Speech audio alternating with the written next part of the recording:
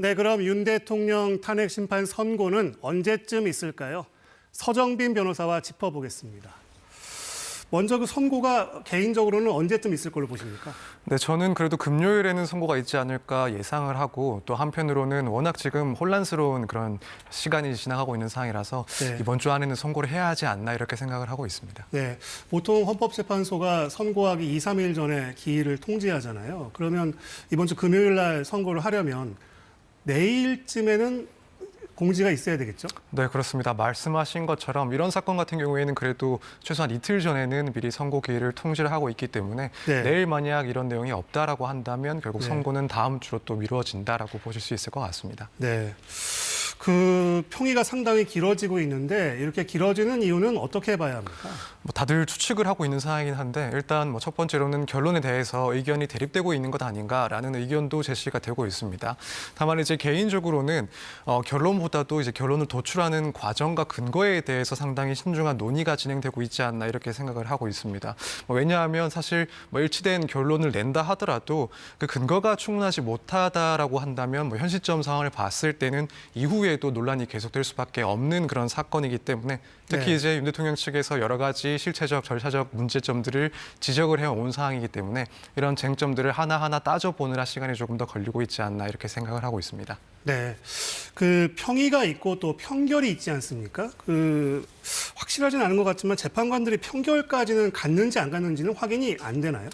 네, 일단 사실 평이라는 것은 이제 회의 과정이라고 보시면 되고 여기서 쟁점에 대해서 서로 의견을 교환을 하게 됩니다. 그리고 이제 편결이라는 것은 결국 이 평의를 끝내면서 마지막의 그런 표결 절차라고 볼 수가 있는데요. 네. 지금까지 이제 평의가 계속 쭉 이어져 오고 있다라는 것은 결국 마지막 단계인 편결까지는 아직 이르지 못했다라고 볼 수가 있습니다.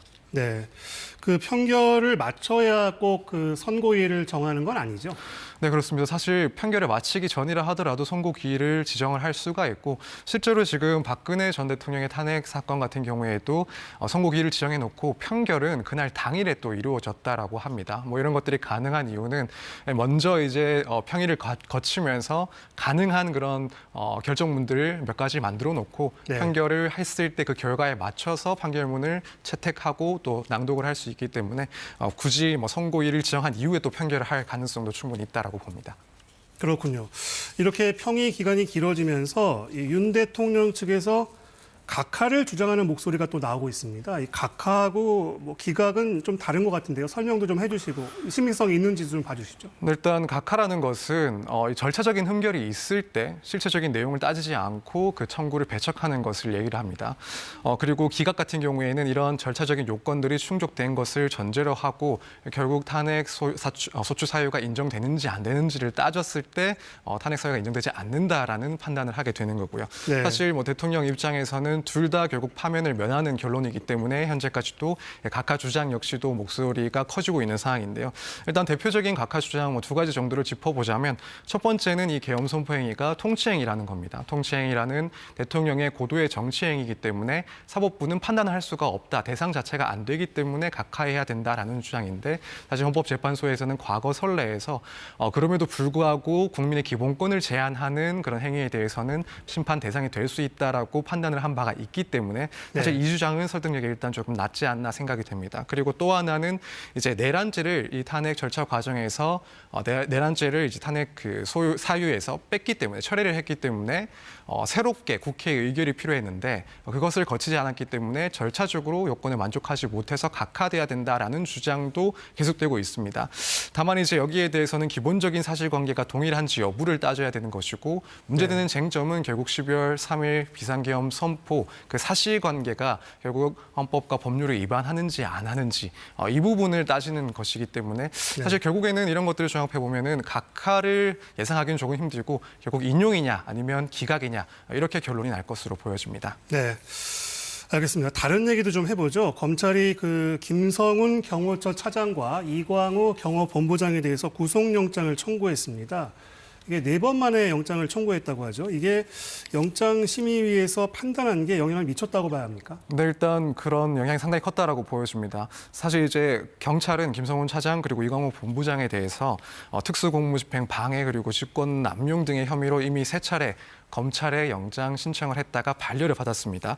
첫 번째 영장 신청에는 검찰에서는 윤 대통령이 이제 체포를 당한 상황이기 때문에 더 이상 증거인멸이나 재범의 우려가 없다라는 입장이었었고, 두 번째 신청을 했을 때는 이 직권남용 혐의와 관련해서 경호처의 규정을 살펴보라는 보완 수사 요구를 했었습니다. 그리고 세 번째 같은 경우에는 고의에 대해서 다툼의 여지가 있다라는 이유로 반려를 했었는데, 이후에 경찰이 이제 영장심의위원회에서 심의를 신청을 하고 또 결국에는 영장 청구가 타당하다라는 결론을 가지고 이 네 번째 영장 신청을 했습니다.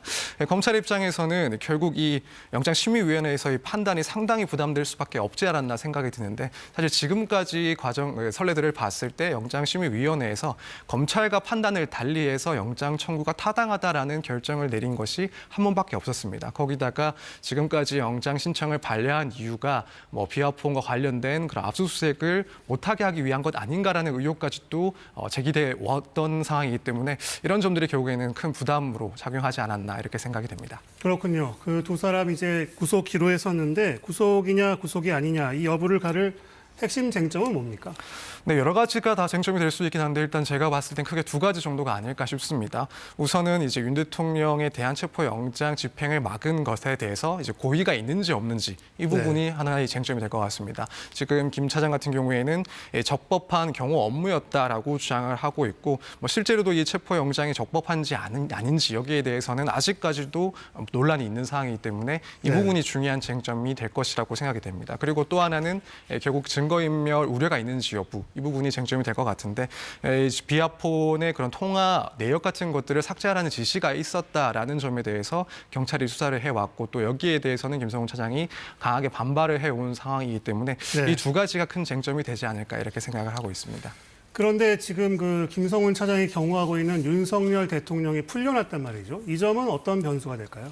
네, 이 점도 하나의 쟁점이 혹은 변수가 될 수 있을 것 같습니다. 결국 윤석열 대통령이 불구속 상태로 석방이 되면서 이 김성훈 차장의 입장에서는 대통령에 대한 경호 업무가 더욱 현실화된 상황이기 때문에 이 점 역시 또 강하게 주장을 할 것으로 보이고, 법원 역시 이 쟁점에 대해서도 조금 신중하게 들여다볼 부분이라고 생각이 됩니다.